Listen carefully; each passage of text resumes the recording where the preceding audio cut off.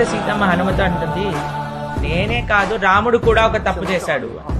హనుమాన్ అంటాడు, రాముడు తప్పు చేయటమ్మా, మా స్వామి ఎప్పుడు తప్పు చేయడు. ఏం తప్పు చేశాడమ్మా మా స్వామి అంటే, ఇప్పుడు చూడానా, నేను అడిగాను నాకు ఆ బంగారు జింక కావాలి, కానీ మీ వాడు కూడా ఏమీ నాకు అది మంచిది కాదు అని నచ్చ చెప్పకుండా నేను అడిగింది తేవడానికి వెళ్ళిపోయాడు కదా, తప్పు కదా, నాకు చెప్పాలి కదా, నువ్వు మంచి కోరిక అడగట్లేదు అని చెప్పాలి కదా, చెప్పకుండా ఆయన వెళ్ళిపోయాడు.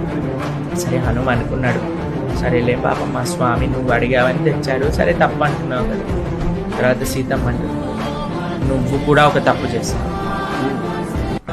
హనుమ, అరే నన్నెందుకు లాగుతున్నారు వీళ్ళిద్దరూ, ఈవిడేమో ఆయన అడిగిందట, ఆయనేమో చెప్పుకుంటూ వెళ్ళిపోయాడంటే నేనేం తప్పు చేశానండి. ఒకళ్ళ తప్పు గురించి చెప్తుంటే బుద్ధిగా కూర్చొని వింటున్నావు కదా, అది నువ్వు చేసే తప్పు అన్నదంటే సీతమ్మ. వేరే వాళ్ళు ఏదో చేశారు అనే విషయాలను తరచుగా మనం మాట్లాడుకోవటం, దాని గురించి విశ్లేషణలు చేయటం, దాని గురించి జోక్స్ వేసుకోవటం, దాని గురించి మీమ్స్ తయారు చేయటం, దాన్ని ఏదో పెద్ద విషయంగా చిత్రీకరణ చేయటం, ఇవన్నీ అవసరం లేదు. ఎవరో ఏదో తప్పు చేశారు అని అనుకున్నామనుకోండి, వేరే వాళ్ళ తప్పుడు గురించి మనం ఎంత మాట్లాడితే అంత ఆ దోషం మనకి కూడా వస్తుంది అని శాస్త్రం చెప్తుంది.